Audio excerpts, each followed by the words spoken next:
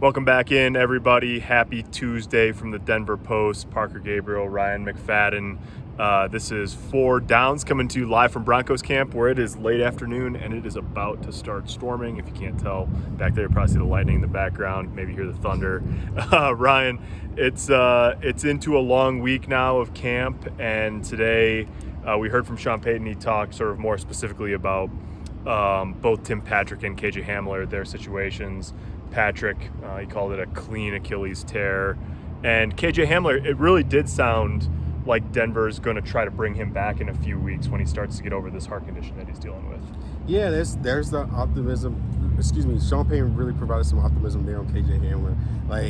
Even though they waited, and it didn't seem like his time here in Denver was completely over. Yeah. They still kind of believe, they still want to see how he progresses with this heart issue and see what happens down the road. But you could tell right there what Payton said was that the door is open for him to return. Yeah, sometimes it's like you say, oh, yeah, maybe the door is open. But it sounded that he said they talked a lot with KJ and his agent. So we'll see what happens there. That's first down, number one.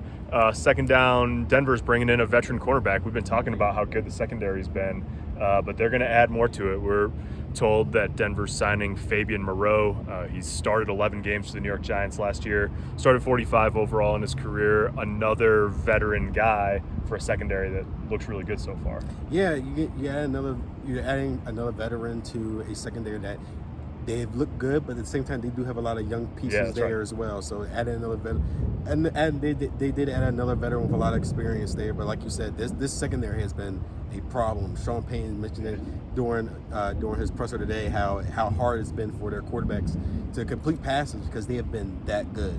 So yeah, they adding Fabian Moreau just brings in another experienced guy into that deep secondary.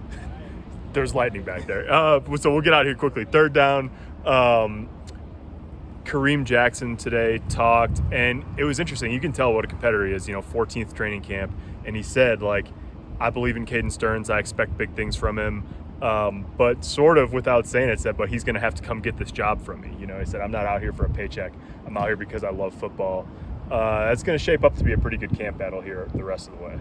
Yeah, and going into that was one of the camp battles I was looking forward to seeing. Obviously, when you look at Caden Stearns, that's a young and talented guy. That's something who the Broncos may consider in their future plans. So it's obvious that going to this camp that they're going to look at him more or get him the first team rep. But at the same time, like you said, Kareem Jackson, despite his age, has been a very durable and productive guy. And even going back to OTAs and mandatory minicamp, he didn't seem like a guy that wanted to come in here just to be a veteran voice in the locker room. He wants to play, and it's going to be interesting to see how that battle progresses throughout training camp. I talked to Brandon Johnson today. There's already a story up on denverpost.com/Broncos about him. It's right here, and it's literally starting to rain. So suffice it to say, Brandon Johnson's got a big opportunity in front of him. With the injury to Tim Patrick, waiving KJ Hamler, a bunch of other guys too, obviously, but we're going to leave it there. We'll punt on fourth down today. I guess fourth down is Brandon Johnson. For Ryan, I'm Parker. Thanks for watching. We'll be back tomorrow.